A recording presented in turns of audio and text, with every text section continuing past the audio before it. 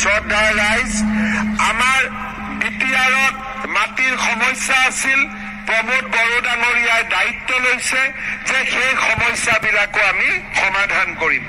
ৰঞ্জিত দাস অলপ আগতে আছিল আমাৰ মাজত। ৰঞ্জিত দাসে মোক কৈ গ'ল যে ছাৰ আপুনি ৰাইজক ক'ব যে প্ৰধানমন্ত্ৰীৰ ঘৰৰ আমি আকৌ নতুনকৈ জিঅ' টেগিঙো আৰম্ভ কৰিম। তাৰমানে যোনে যোনে ঘৰ পোৱা নাই তাৰ কাৰণেও জিঅ' টেগিং আৰম্ভ হ'ব। শ্ৰদ্ধাৰ ৰাইজ, আপোনালোকে মাত্ৰ ধৈৰ্য ধৰক। এখন ঘৰত আমি সকলোকে একেলগে আগুৱাই লৈ যাব বিচাৰিছো।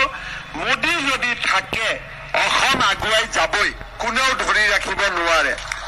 মই সকলো মিটিঙত কওঁ যে মই চব কৰিব পাৰো, কিন্তু কেতিয়া কৰিব পাৰো যেতিয়া মোদীজীৰ আশীৰ্বাদ আমাৰ লগত থাকে। মোদীজীৰ সূৰ্য, মোদীজীৰ পোহৰতে আমি চন্দ্ৰৰ দৰে জিলিকি থাকিব পাৰো। সেইকাৰণে শ্ৰদ্ধাৰ ৰাইজ, ভাৰতত তৃতীয়বাৰৰ বাবে আমি নৰেন্দ্ৰ মোদীক প্ৰধানমন্ত্ৰী পাতিব লাগিব আৰু নৰেন্দ্ৰ মোদীক প্ৰধানমন্ত্ৰী পাতিবৰ কাৰণে দিলীপ শইকীয়াক আমি বিপুল ভোটত বিজয়ী কৰিব লাগিব। সকলোকে এটা কথা আমি অসমৰ পৰা এইবাৰ জনাই দিম যে অসমৰ ৰাইজে মোদীজীক ভাল পায়।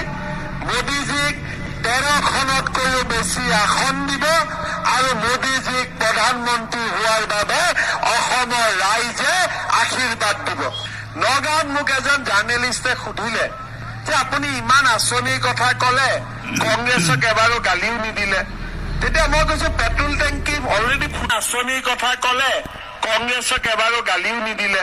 তেতিয়া মই কৈছো পেট্ৰল টেংকি অলৰেডি ফুটি গৈছে, তাত পেট্ৰল নায়েই, এতিয়া মই কি কৰিম কংগ্ৰেছক গালি দি। আমি কংগ্ৰেছৰ কথা বেছি নাপাতো, আমি BPF কথাও নাপাতো। এতিয়া আমাক ডাঙৰ নালাগে, ট্ৰেক্টৰ লাগে।